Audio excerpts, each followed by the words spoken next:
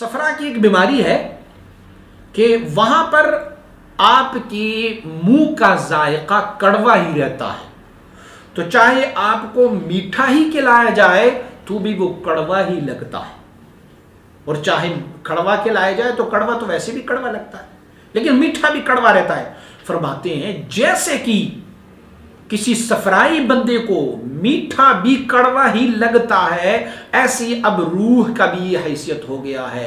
روح جسمانی راحت کو جو فی الحقیقت ان کے لیے تکلیف ہے اسے بھی اپنا راحت سمجھ رہا ہے۔ فرماتے ہیں وہ بیمار ہے، اب کیا کرنا چاہیے؟ پس بر اقلا فکر ازالہ این مرض لازم است۔ اب ایک بندہ جس کو آپ شہد بھی چکا دیں، جس کو آپ چینی دیں، ان کو آپ لالی پاپ بھی دے دیں، وہ لالی پاپ اور چینی اور شہد کھاتے کھاتے بھی وہ کہتا رہا کہ یہ تو کڑوا ہی ہے، تو آپ اسے ایسے چھوڑیں گے؟ نہیں، آپ اسے ڈاکٹر کے پاس لے کے جائیں گے، طبیب کے پاس لے کے جائیں گے تاکہ ان کا علاج کر لیں۔ بھئی یہ سب تو ہر چیز کڑوی لگتی ہے، ایسا تو نہیں ہے کہ آپ اسے چھوڑ دیں گے۔ تو آپ فرماتے ہیں روح بھی ایسا ہی بیمار ہے، جو عاقل ہے نا عقل والے پھر روح کو ایسے چھوڑتے نہیں ہے کہ وہ جسمانی لذت سے متلذذ رہے اور جسمانی علم سے متعلم رہے۔ فرماتے ہیں وہ نہیں کرتا، بلکہ وہ کسی اس مرض کو دور کرنے کے لیے کسی طبیب کے پاس لے کے جاتے ہیں۔ تادر آلام و مصائب جسمانی خرم و شادان زندگانی نمائندہ۔ واہ سبحان اللہ۔ آپ فرماتے ہیں جب کسی طبیب کے پاس لے کے جاتے ہیں نا تو طبیب ان کا علاج کرتے ہیں، اور پھر علاج کیسے ہوتے ہیں؟ جب ان پر جسمانی تکلیف آتی ہے نا، جسمانی علائم، جسمانی تکالیف، جسمانی مصیبتیں، تو پھر وہ کیا کرتا ہے؟ ان کا روح بڑا خوش ہوتا ہے، تر و تازہ ہوتا ہے، پھر وہ ٹھیک ہوتا ہے۔ لیکن جس چیز سے جسم کو راحت ملے اس چیز سے وہ تکلیف میں ہوتا ہے، علم میں ہوتا ہے، پھر وہ اپنی اصل کی طرف آتا ہے۔ آپ مبارک فرماتے ہیں کہ میں نے جب بہت غور کیا اور مجھے مکاشفہ یہ ہوا ہے، کشف اور بصیرت سے مجھے یہ دکھایا گیا ہے کہ اگر در دنیا درد و علم و مصیبت نہ بھی بود بجوی نمی ارزید۔ سبحان اللہ۔ آپ فرماتے ہیں کہ اگر دنیا میں جسمانی درد، جسمانی علائم، جسمانی مصیبتیں نہ ہوتی تو یہ پوری دنیا کو ایک جو کی برابر بھی قیمت اس دنیا کی نہیں تھی، یہ ایک جو کے برابر بھی خریدنے والی چیز نہیں تھی، لیکن اب ہم اس کو خرید اسی لیے رہے ہیں کہ اس میں مصیبتیں ہیں جسمانی، اس میں درد ہے جسمانی، اس میں علائم ہے۔ کیا ہوتا ہے؟ ظلمتہائے آن را وقائع حوادث ظاہر میں گردانند۔ سبحان اللہ۔ آپ فرماتے ہیں کہ دنیا کی جو ظلمتیں اور تاریکیاں ہیں نا وہ کس وجہ سے ختم ہوتے ہیں؟ آپ فرماتے ہیں وہ اس وجہ سے ختم ہوتے ہیں کہ اس دنیا میں تکلیفیں ہیں، اس دنیا میں مصیبتیں ہیں، اس دنیا میں سختیاں ہیں جسمانی، تو ان سختیوں کی وجہ سے ہماری روح کو ترقی مل جاتی ہے، اس مصیبتوں کی وجہ سے ہماری روح کو ترقی مل جاتی ہے۔ آپ مبارک ایک اور مکتوب شریف میں ارشاد فرماتے ہیں، آپ فرماتے ہیں کہ اللہ کی وصل قرب کے ایسے مقامات ہیں جو عبادات سے طے نہیں کیا جا سکتے، نمازوں سے، روزے سے، کلمے کے ورد سے، ذکر کی کثرت سے اسے اس مقام کو حاصل نہیں کیا جا سکتا۔ لیکن ہوتا یہ ہے کہ اللہ کریم اس بندے پر کوئی مصیبت نازل کر دیتا ہے، جسمانی کوئی مصیبت ہو، درد ہو، تکلیف ہو۔ وَلَنَبْلُوَنَّكُمْ بِشَيْءٍ مِّنَ الْخَوْفِ وَالْجُوعِ وَنَقْصٍ مِّنَ الْأَمْوَالِ وَالْأَنفُسِ وَالثَّمَرَاتِ، ان چیزوں کو اللہ کریم ان پہ نازل فرما دیتا ہے، پھر وہ اس پر صبر کرتے ہیں، ان کا روح اس سے خوش ہوتا ہے، تو روح کو کتنی ترقی ہو جاتی ہے۔ روح اس مقام کو جو ذکر سے، جو نماز سے، جو روزے سے ان کو نہیں مل سکتا تھا، اس مصیبت پر صبر کرنے سے اللہ اسے اس مقام پر پہنچا دیتا ہے، وہ مقام اللہ ان کو عنایت فرما دیتا ہے۔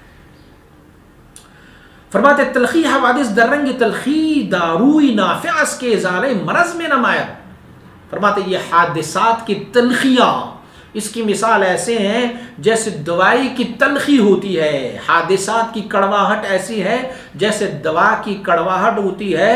دوا کی کڑواہٹ جو ہے وہ نفع دیتی ہے مرض کو دور کرنے میں، اور دنیاوی مصیبتیں جو ہے یہ کڑوی ہے، اس کڑواہٹ کی وجہ سے ہماری روح کو ترقیات مل جاتی ہے۔ سبحان اللہ۔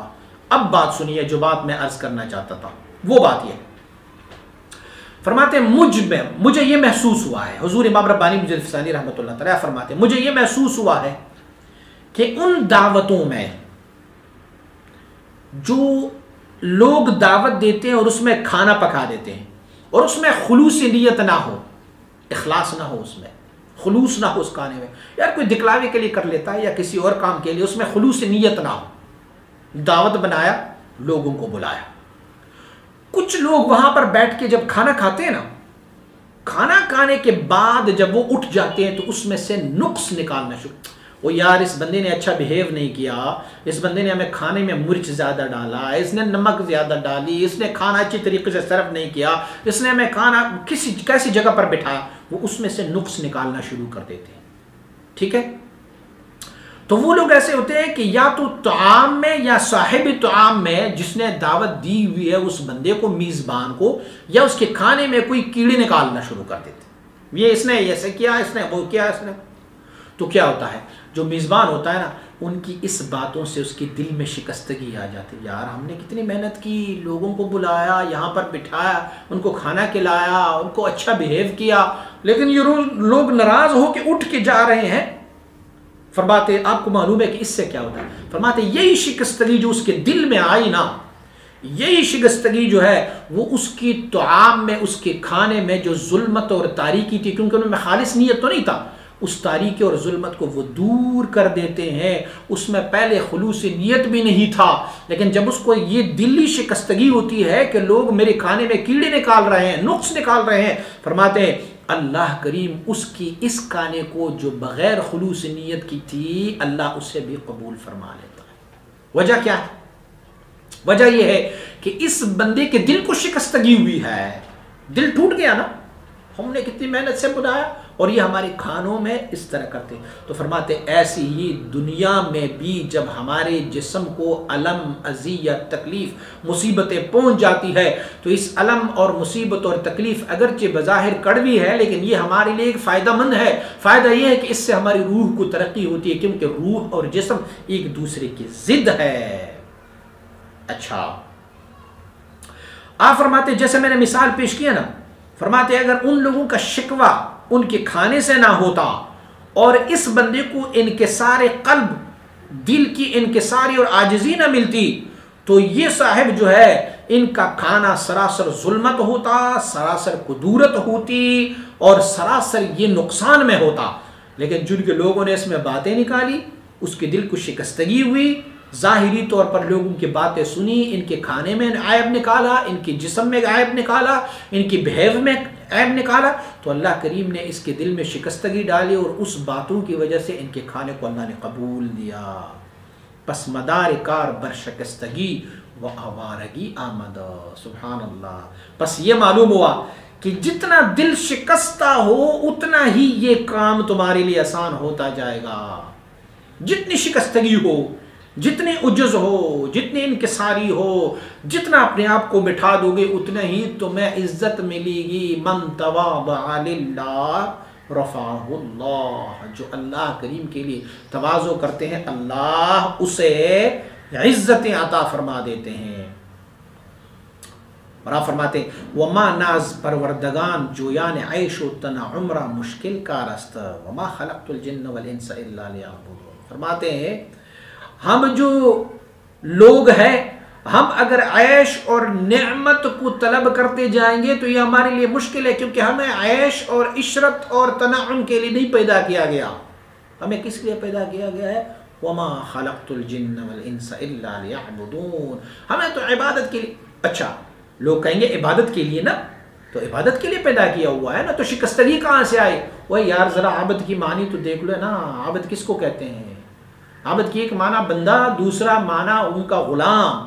تو غلام کو کیا عیش، تنعم، یہ فلاں بڑھائی؟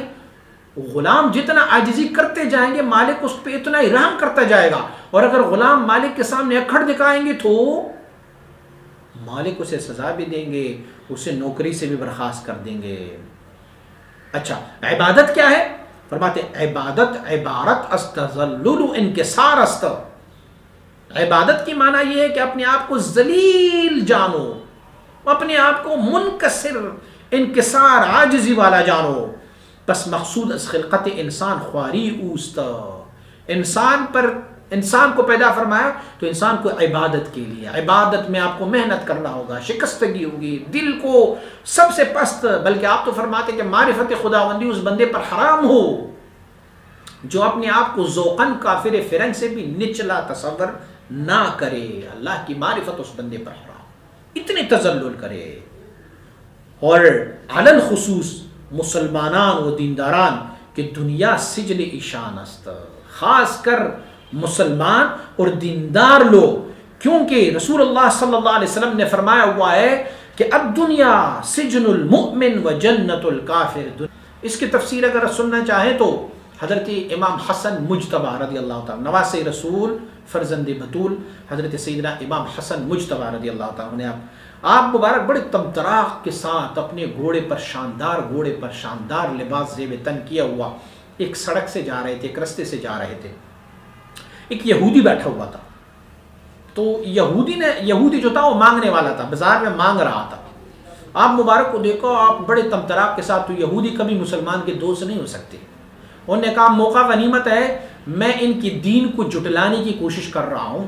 انہوں نے کہا حضرت میں مانگنے والا ہوں، آپ کو اللہ کریم نے اتنا شان دیا ہوا ہے، ایسے تمطراق کے ساتھ جا رہے ہو، مالدار ہو.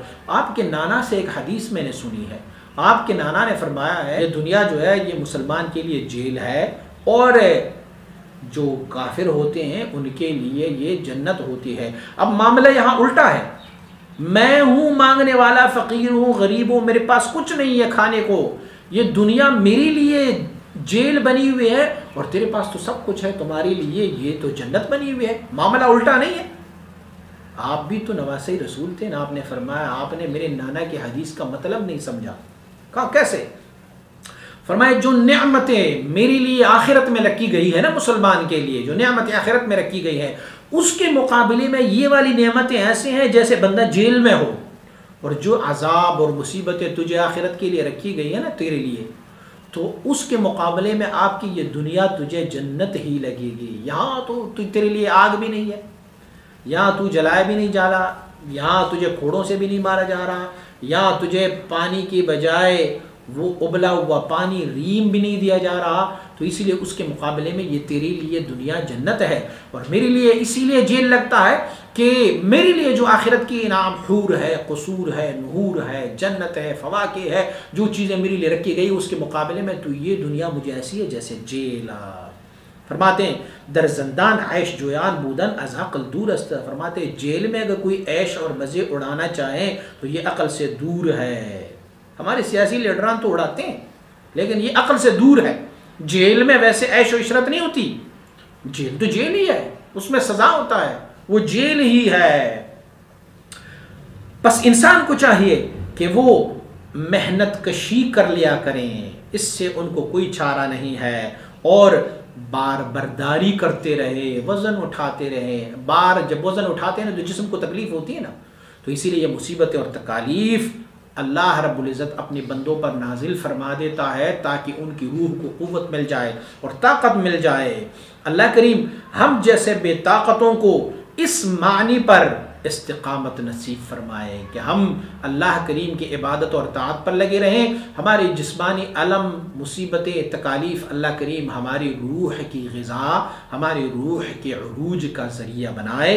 بحرمت الامجد علیہ وعلی آلہ من الصلوات اتمہا ومن التحیات اقبلہا.